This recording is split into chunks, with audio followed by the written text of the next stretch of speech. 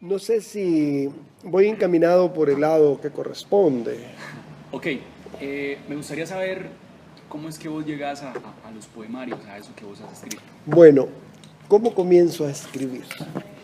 Cuando yo escribo desde que tenía 14 años, Bien. desde que era un niño menor que mi hijo, pero yo comencé a publicar hasta hace unos 30 años en el diario Colatino suplementos culturales de los periódicos de San Salvador. ¿Y por qué no me había acercado anteriormente? Pues porque uno siempre tiene esa inhibición y piensa que lo de uno no sirve. Pero hasta que llegué un día al Cultural 3000, al suplemento del Diario Latino de El Salvador, y bueno, me entrevisté con el que dirigía la página literaria, coordinador, en ese entonces estaba Walter Raudales, novelista, autor de una novela que se llama Amor de Jade, y me dijo, bueno, yo sé a lo que usted viene, yo pasé por lo suyo. Me sorprendió cuando me dice eso porque yo dije, ¿cómo me adivinó el pensamiento? Claro. Le dice a la señorita, traigo una taza de café para el señor y una para mí, y me dice, mire, le voy a ser bien honesto. Si su poesía tiene valor literario, yo se la publico. Llámeme el miércoles, yo publico todos los sábados. Entonces, claro, yo tráigame lo mejorcito que tenga, unos poemas suyos, qué sé yo. Llámeme el miércoles por la tarde y yo le digo sí o no. Ay, yo pasé unos días, 2 días ahí con aquella, llamémosle, inquietud en mi mente, en mi corazón. Sí. Porque yo deseaba con toda la, llamémosle, con toda el alma, ¿verdad?, que se me publicaran en los periódicos, estoy hablando de hace 30 años. Y cuando lo llamo al señor Raudales, a Walter Raudales, un escritor salvadoreño, y me dice, Carlos, te felicito, me ha gustado lo que escribes y te voy a publicar el sábado. Mi corazón latía aceleradamente, como a 1000 kilómetros por hora, y yo decía, como que me había sacado $1.000.000 en la lotería, voy a ser publicado. Hace 30 años, no habías nacido tú, hijo. Entonces, me di a la tarea, Andrés, de querer entender que no es un título el que hace al hombre, porque los títulos son para tenerlos colgados. Lo que hace al hombre es, siguiendo el consejo de Germán Arciniegas, que es colombiano, Sí. que las mejores universidades son los libros, comencé por leer y leer. Y yo deseaba leer, pero no porque me obligaban, sino porque yo lo deseaba. Yo deseaba tener ese conocimiento. Era de su agrado, su gusto. Sí, pues las obras que nos dieron en bachillerato, qué sé yo, que la Ilíada de Homero, la Eneida, la Odisea de Homero, el regreso de los griegos, los héroes griegos, luego el regreso de Eneas, el Odiseo y todo eso. Bueno, las costas de Sicilia, cuando llega Eneas allá con unos pocos troyanos y se forma la nueva, en la Italia meridional, se forma la nueva, que iba a ser ya iba a ser el imperio italiano, a Roma. Ya todo esto Grecia había decaído. Y yo empiezo a leer por ahí, tengo una secuencia de toda la marcha humana hasta llegar a la edad medieval, con el Dante, Petrarca, Boccaccio, con las grandes obras, por ejemplo, la Divina Comedia, que es del Dante, que es la obra cumbre tanto de la, llamémosle, filosófica como literaria, ¿verdad?, del Dante, que era serio, amargo, se le veía amargo a Dante, ¿verdad?, exiliado o exilado, como se dice que amargo es comer el pan del exilio, pero él escribe, ya había escrito la Divina Comedia, digo, la Vida Nueva, y después escribe la Divina Comedia en 3 partes, el infierno, el purgatorio y el paraíso. Luego el Dante refleja ahí, él era político, había güelfos y gibelinos en Italia, y luego él refleja ahí cómo es decir, las luchas itálicas, ¿verdad? Él era florentino. Definitivamente estaba también Petrarca con sus rimas a Laura, ¿verdad? Y Boccaccio, Giovanni Boccaccio, con el autor de El Decamerón. Así Italia florece antes que España. Luego ya cuando España llega ya la etapa de que empieza, ya era un castellano, llamémosle primitivo, porque la lengua nuestra depende del latín, como la italiana, como el portugués. Empieza con el Rodrigo Díaz de Vivar, el Cid Campeador, las grandes obras, Luego, cómo se inspira don Miguel de Cervantes en las obras que él había leído para hacer su gran novela El Quijote. ¿Verdad? Todo eso le deja a uno un sedimento de cultura tremendo. El mío Cid Campeador, ¿verdad? Todas esas obras que él había leído, clásicas de los grandes caballeros. Él se le imaginó que era un gran caballero. Entonces, nosotros los poetas, la gloria, no queremos una tranquilidad apacible sin gloria. Prefiero una aventura que te fuego. Entonces, la primera novela moderna es el Quijote. Si usted compara como colombiano que es el Quijote, la divina locura de Don Quijote, la compara con la locura de 100 años de soledad, tienen mucho en común. Es una divina locura, el Macondo. Ahora, el poeta tiene que tener, llamémosle, de todo, decir, leer y atesorar todos esos conocimientos y llevarlos y sacar su propio estilo. Ahora, no sabe ni por qué escribe el poeta, es un llamado, como dijo Darío, yo siento en el alma una alondra cantar, ¿verdad? Y ahí tenía en el pecho algo que se le salía, ¿verdad? No lo criticamos de que era bueno, casi todos han sido bohemios, pocos poetas y escritores son ordenados, como decir, digamos, de poetas de Colombia, de Venezuela, tenemos, por ejemplo, grandes escritores argentinos. Pero el idioma castellano en sí es uno de los idiomas, llamémosle, como se puede decir, el idioma, llamémosle, nuestra lengua, es la lengua de los dioses, dijo alguien. ¿Quién lo dijo? No lo sé. El italiano es ¿para quién dijo que era el italiano? El francés para enamorar, no para los diplomáticos, el italiano para enamorar a las muchachas, ¿verdad? El alemán para los enemigos, ¿verdad? Okay. Pero el castellano es una lengua, llamémosle, ¿por qué? ¿Verdad? ¿Cuál es la heroicidad de Rubén Darío? ¿Cómo tomás esa frase vos? El castellano, el idioma de los dioses. De los dioses, te voy a explicar por qué. Pues quizás sé que le echan flores tanto porque es nuestra lengua, en realidad, si fuera un francés diría que Cyrano de Bergerac, o diría que Víctor Hugo, el padre de las letras francesas. Pero es decir, el castellano es una lengua muy amplia, amplísima, más que la inglesa, más que la lengua de Shakespeare. Pero quiero decirle algo. Hablando de ¿por qué es tan grande este Rubén Darío? Porque el romanticismo, el modernismo, es el mismo romanticismo, pero más agigantado. Cuando él engalana el idioma, los mismos castellanos o españoles, bueno, ¿y dónde aprendiste, Rubén, a escribir así, verdad? Bueno, no sé, en los libros, ¿verdad? Yo he leído, es lo más interesante, autodidacta, ¿verdad? Y cuando escuchaba aquello, la marcha triunfal, Darío era un poco dado a la bebida, dipsómano, y dicen que en 20 minutos escribió la marcha triunfal, ya viene el cortejo, ya se oyen unos claros clarines, ¿verdad? El manejo de las figuras de, ¿cómo se llama? Griega, ya pasa el cortejo, ya se oyen los claros clarines. La gloria solemne de los estandartes llevadas por manos robustas de heroicos atletas. Los fuertes caballos que mascan los frenos, los fuertes caballos de guerra y los cascos que ir en la tierra y los timbaleros. Aquellas figuras de construcción que nadie las había, digámosle. Por eso es un príncipe y está incluido dentro de los clásicos españoles. No había en ese entonces llamémosle, premio Nobel de literatura. No había, y yo creo que lo hubiera ganado si a estas alturas, no había.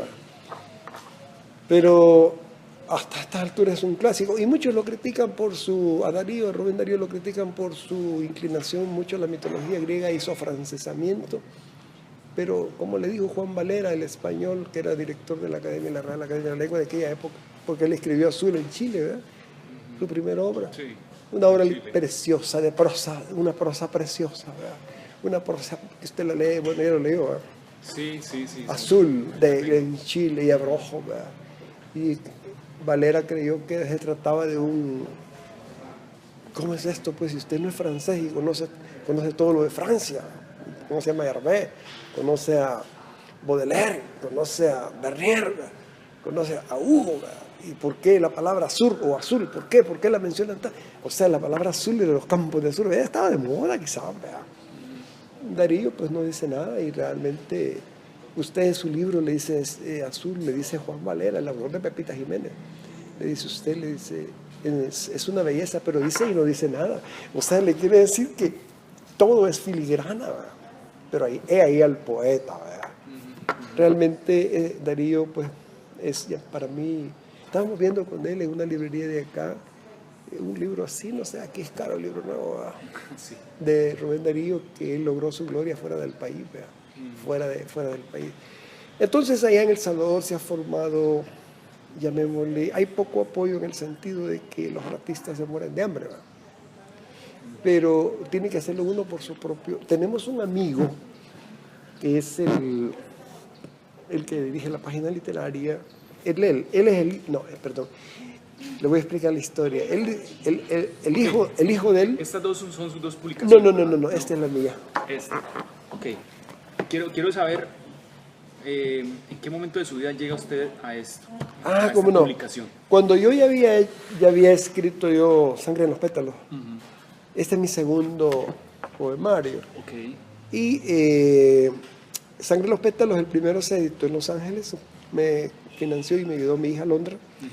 Este se financió en se elaboró en una editorial que lleva un nombre náhuatl, Xusicuiccat.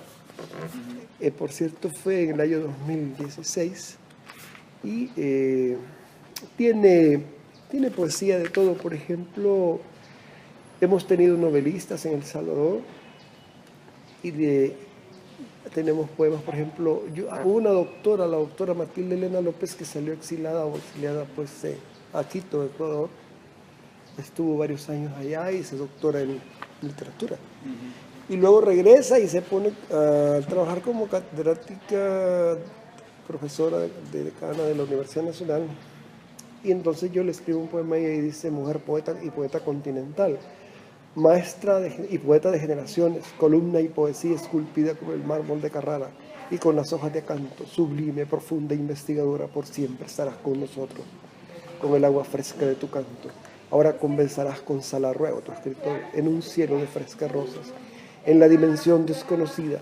Tú, que te entregaste al arte por la poesía y saliste exiliada, cuando un tirano gobernaba, patria mía, como has parido hijos brillantes.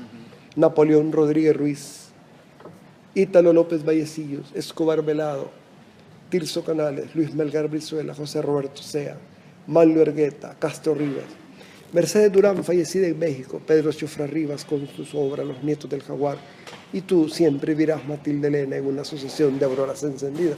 O sea, salieron muchos escritores nuestros fuera del país huyendo de la guerra. Esta fue, llamémosle, en la época de un tirano de apellido Martínez, que estuvo 13 años en el poder.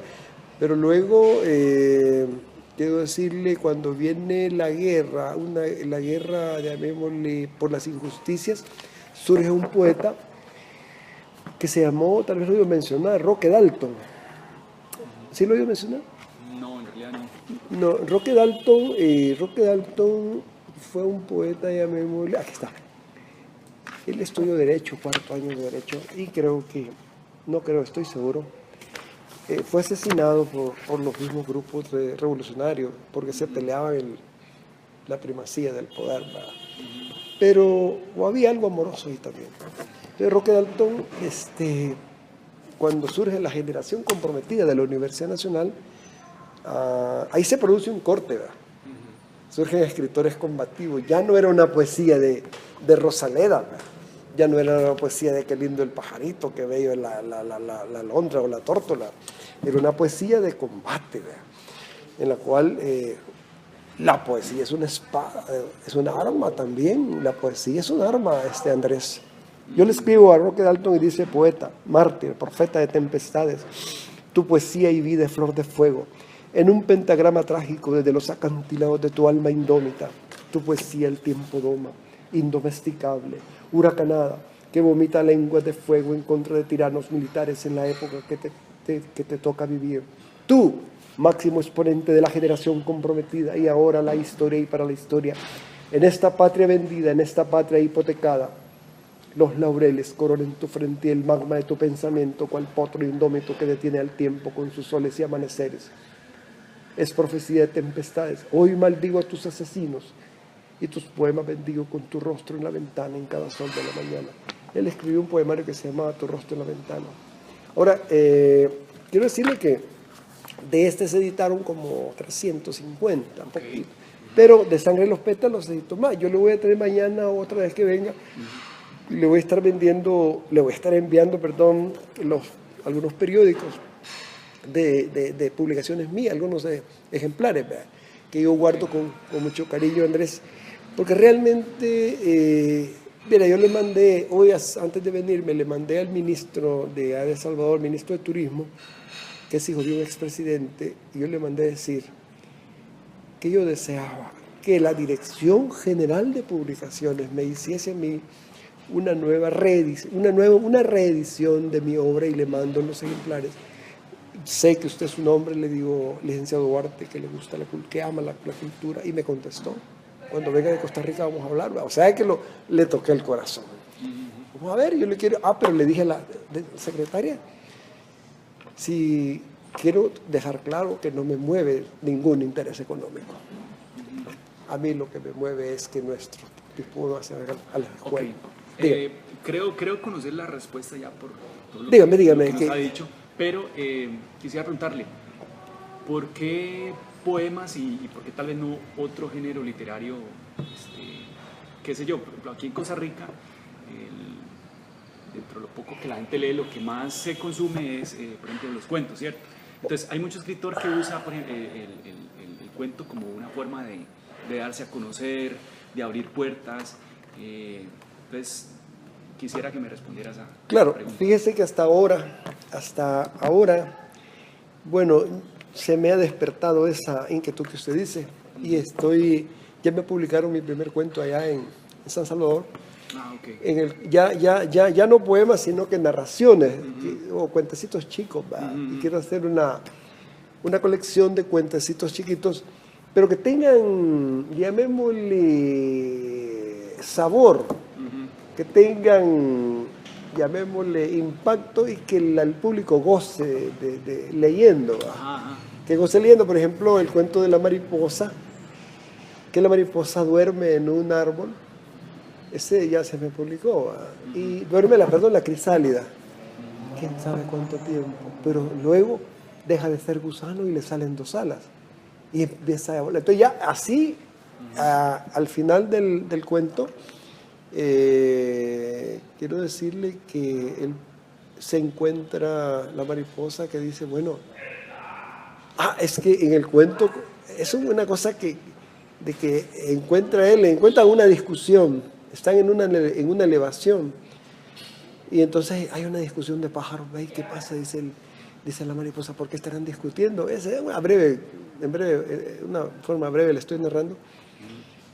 Y los pájaros están discutiendo. Hay un pájaro que tiene la cabeza colorada, que es el pájaro carpintero, y la chiltota, que es amarillo naranja, pero ellos están enamorados. Y los otros pájaros dicen, no, si no se pueden casar, son diferentes especies, son 2 pájaros diferentes. Entonces dice la mariposa, bueno, si el amor lo vence todo. Y así nos vamos. Hay una canción de Pedro Infante que dice, el amor lo vence todo. Y ahí yo meto lo jocoso con mi inspiración. Entonces, por último, que los casen, caso cerrado. Entonces viene, hay una cuestión ahí jocosa también, ¿verdad? Total que yo hasta hoy estoy empezando a meter cuentecito breve, chiquito, pero que guste. Yo creo que es lo que le gusta al pueblo, como usted dice. Sí.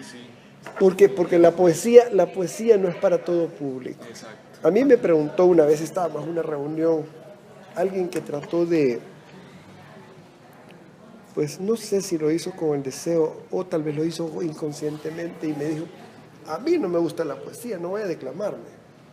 Y estábamos en una mesa así. Tiene razón, Lázaro se llamaba, y me acuerdo. La poesía es para un público selecto, y se quedó callado. Ahora no es para todo público la poesía. Entonces, hay cosas elevadas en la poesía, porque el poeta tiene algo de filósofo y el filósofo tiene algo de poeta, ¿verdad? Tenemos una combinación, un mix ahí. Entonces, entendámonos que todos vamos cobrando y logrando experiencias es decir, pero vamos ganando terreno en la medida que vamos, teniendo más conocimientos, más lectura. Claro. Dígame, Andrés. No. quería, pero No. dígame, estamos grabando ahorita. Sí, dale. Ahora, mi sueño es, llamémosle, darme a conocer, no solo en El Salvador, sino que fuera de las fronteras patrias, tener amigos como ustedes. Y yo les voy a traer más ejemplares, Andrés, espero que traje muy poquitos. Y traigo el encargo es que mire, aquí hay una cosa que quería explicarle. Él ya murió, él es el papá de Mauricio Vallejo, hijo. A él era un estudiante universitario de 23 años y ya había engendrado a Mauricio hijo. Si usted puede leer acá, es decirle, lo desaparecieron, pues, los militares de aquella época, porque como los universitarios eran los más reclamantes, ¿verdad? Entonces, hoy Mauricio hijo, que es el que dirige el hijo de él, la página literaria, es el que es mi amigo. Yo nunca lo conocía, él conozco al hijo, que es tú joven de uno. ¿Qué edad tienes tú, Andrés? 28. Mauricio anda como por los 34 años, algo así. Él es licenciado en Derecho, pero no vive de eso, ¿verdad? Él es literato. ¿Usted es periodista, escritor también? Sí, claro. ¿En qué parte? ¿Perdón? Prensa escrita, sí. ¿Qué tipo de escribe? Digamos, es un medio pues local, regional, ¿verdad? Estamos en 9, 10 cantones del país, entonces nuestras fuentes informativas y nuestro público meta es muy local, ¿verdad? Entonces, por lo general, estoy cubriendo, qué sé yo, instituciones del gobierno, políticos, y eventualmente por ahí me desvío a otro tipo de fuentes informativas, ¿no? Ahora, definitivamente, Costa Rica tiene en todo Centroamérica una fama por ser más culta. No por algo le dicen la Suiza centroamericana, y solo uno de, digamos, los programas sociales en Costa Rica, por ejemplo, el no tener ejército significa mucho porque se va para obras sociales. No es lo que Salvador, Honduras y Guatemala gasta mucho llamémosle, en ese rubro. ¿Para qué tener esa cantidad de...? Y la verdad es que han sido, llamémosle, los enemigos del pueblo. Esa es la verdad. Si los hospitales, por ejemplo, tal vez lo puedas escribir allá en tus notas. En El Salvador, ¿cómo es posible que falte en El Salvador? Se dan el lujo los diputados de tener el sueldo de $4.500, un bono igual para Navidad, un aguinaldo igual para Navidad y un bono que sacan $15.000, y los hospitales carentes de diálisis para problemas renales, carentes de camas, carentes de medicinas. Están abusando, llamémosle, El Salvador está viviendo una situación crítica de violencia, de asaltos, de asesinatos todos los días, todos los meses. Fíjate que, quiero ver, 12, 10, hoy fueron 15, en toda la pequeña república. No se sabe por qué la espiral de la delincuencia se ha ido por los cielos. Sí, está, pero miren qué cínicas los señores que dirigen la... Ok, eso me lleva a otra pregunta. Tal vez ese tipo de problemas no han sido para usted una decepción. No, un detonante para quizá escribir algo a partir de ese sentimiento que usted tiene, ¿no? Claro, yo pienso... Yo que tal vez... Yo pienso escribir algo que se llame... Yo ya lo tengo allá en casa, ¿verdad? Como una... llamémosle, la tragedia que vive el salvadoreño. Todo esto se debe a que la falta de oportunidades, la falta de empleos, la dolarización, y lo comentaba mi hijo, el dólar no es que sea malo, ¿verdad? Es una moneda dura e internacional, pero en el caso nuestro no funciona, porque le pagan con la cantidad que era de colones antes. Entonces, ¿cuánto gana un obrero allá? Lo más que gana, ¿cuánto gana? $8 diarios. ¿Cuánto gana un chofer de buses? quiero ver, por andar arriesgando, porque la delincuencia, 12, no, $18 o $20 por andar manejando todo el día. Y de ahí le descuentan. Eso dicen ellos, bien pagado. Oh, qué bien pagado va a ser si yo que he vivido en los Estados Unidos. ¿Cuánto gana un chofer, un driver? Ahí gana $20 la hora. Ahí gana $20 todo el día y arriesgado de los crímenes. Todo fíjense que hubo un momento en que los renteros les llaman a ellos, a los que andan de las pandillas. Si no les pagan determinada cantidad, han hecho un negocio. Los pandilleros piden dinero a los empresarios si no les matan a los choferes. No, hombre, estamos muy mal. El país ha caído en un abismo. ¿Y qué hacen las autoridades? Con este nuevo gobierno que tenemos, creíamos de que íbamos a salir adelante, ¿verdad? Más de lo mismo. Porque, ¿qué le puedo decir? Viviendo a base, yo no sé, no entiendo, ¿verdad? Prestan millones y millones y cómo van a pagar, ¿verdad? Si no tenemos petróleo, ¿verdad? No tenemos oro, no tenemos minas de diamantes, ¿verdad? A 25, 30 años o más. Aquí para nuestros nietos, tataranietos, para que el país ya no es, por ejemplo, El Salvador, la deuda externa es más de lo que vale el territorio nacional. Entonces, esa migración que va a los Estados Unidos, ese llamémosle, ¿cómo le podemos llamémosle? Es decir, esa corriente que va migratoria a los Estados Unidos es diaria y arriesgando de perder la vida en el desierto. Sí, es toda una travesía. Eso sí pasan, ¿verdad? Bueno, no, y si no se nos pasa, y si pasan, ¿a dónde van a llegar? Mire, yo que vivo en Norteamérica, por rato, ¿verdad? Que tengo los hermanos de él, que son mis hijos. Bueno, el problema más caro es la vivienda, ¿verdad? Y bueno, yo he visto gente durmiendo bajo los puentes también, ¿verdad? Y Estados Unidos, ¿verdad? Claro, sí. Y bueno, y la gente ya viendo la lucha por pagar la casa, la renta que le llaman, ¿verdad? Porque viven afligidos. Trabaja la mujer, trabaja el hombre, ¿verdad? O sea, pagas tú esto, pago yo lo otro, ¿verdad? Y salen tempranito, allá el carro no es un lujo, es una necesidad, ¿verdad? Claro. Para cubrir distancias, ¿verdad? Llegan matados, ¿verdad? De la fábrica, ¿verdad? Eso para mí es un sueño, ya no es sueño, es una pesadilla, ¿verdad? Sí. Una pesadilla, American Dream ya no, ¿verdad? Pesadilla, Dream, ¿verdad? Sí.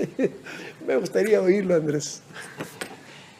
No, me parece muy interesante pues la visión que usted tiene de un poco del tema literario y también un poco de mundo, ¿no? Es pues un poco también lo que estamos buscando y tratando de hacer en el grupo, ¿no? Claro. Entonces, no, le agradezco a usted muchísimo por estar aquí compartiendo con nosotros y a ver, no sé, Estamos grabando, ¿eh? Sí, estamos grabando. Tal vez más detalles acerca de su obra, proyectos. Sí, en cuanto a escribir más, ¿verdad? Sí. Digamos, ya tenés dos publicaciones, que una dos publicaciones, esta y la que voy a traerle, le voy a traer una Sangre en los pétalos, que tengo allá uno. Ok, Sangre en los pétalos y Manantiales de fuego. Okay. Lógicamente aquel es más grueso, que tiene más poesía que este. Ahora, yo deseo, mi deseo es colaborar. Si tal vez usted podría o pudiese en el periódico que usted tiene publicar algún poema mío, se lo agradecería mucho. No sé, puede tomar fotografías de los poemas. Ok. Sí, ahora lo vemos. Y los sueños míos como poeta, trascender, dejar una huella, tanto en El Salvador, una patria vendida y una patria, llamémosle, lastimada, un pueblo que tiene dolor, que tiene necesidad, tiene hambre, y que ha sufrido muchísimo. Dicen que los pueblos tienen el gobernante que se merecen y la mujer tiene el marido que se merece. Nuestros pueblos han tenido la culpa porque han sido víctimas del engaño, utilizados solo para votar, ¿verdad? Llevan de las personas y les regalan ya para las votaciones, se andan abrazando a los niños. les regalan $20 y una camiseta, una gorra. Eso no es. Y a otros 5 años, libras de frijoles y arroz y azúcar. Eso es como para endulzar el momento, pero la verdad que quedan 5 años la gente bien mal, ¿verdad? Las promesas vacías. ¿Quién va a cumplir entonces? Mire, me llama mucho la atención a mí de un gobernante uruguayo, Pepe Mujica. Sí, muy humilde. Y parece que él, con su carrito antiguo, Volkswagen, su misma casa. Bocho. Y les dice, un Volkswagen, ¿cómo es? Bocho. Sí. Y les dice a los diputados de la Asamblea Constituyente de Montevideo, les dice, si ustedes quieren dinero, hacer dinero, ganar, y el dinero no sé si se gana, ustedes quieren ganar dinero, mucho dinero, háganse comerciantes, pero la política es para servir al pueblo, no para servirse uno. Mis paisanos han hecho un No, ni los suyos ni los de aquí, porque aquí se ha destapado, en el último año se destapó una olla de corrupción a un nivel impresionante. Tremendo. Sí, aunque usted no lo crea, o sea, el país pues en muchos indicadores está muy bien, pero sí todo parece indicar que por muchos años corrupción por debajo de la mesa. O sea, ahora hay un escándalo por el tema del cementazo. ¿Aquí? Sí, donde están implicados los 3 poderes de la República. Por el que me decía, el Cementazo. El cementazo. Sí. ¿Esto tiene que ver con las fábricas de cemento? Sí, porque se estaban otorgando facilidades a una persona X, facilidades en todos los sentidos, desde lo legal, económico, jurídico, para que él importara cemento chino. Pero había un objetivo detrás de eso. ¿Cuál era ese? Pero Costa Rica produce cemento. Sí, pero déjenme le explico. Ok, digamos que aquí hay 2 empresas súper grandes que han existido toda la vida con el mercado, ¿cierto? Lo que pretendía el gobierno es que existiera alguien más en el mercado, ¿verdad? Vendiendo cemento a un menor costo. Obviamente eso iba a beneficiar pues la construcción, viviendas a menor costo, en fin.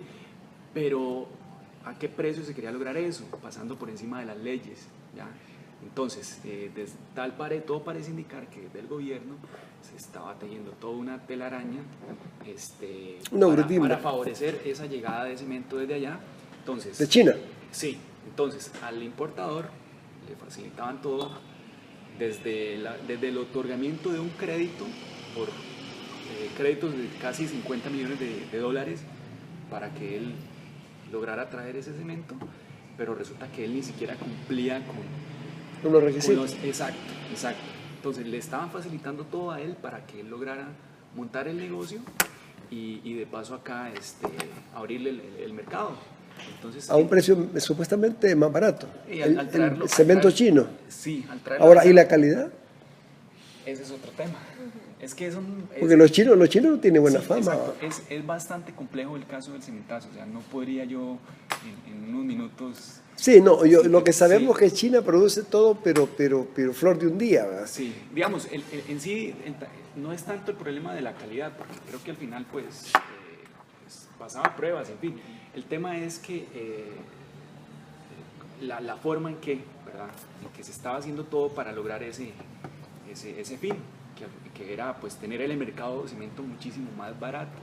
O sea, la intención era hacer algo bueno, pero no sé vos cómo podrías decir. Ahora, sí. No. La pregunta sería, ¿hay mano peluda ahí? Sí. Pero por supuesto. porque con la... Voy a cortar con la... ¿Cómo no?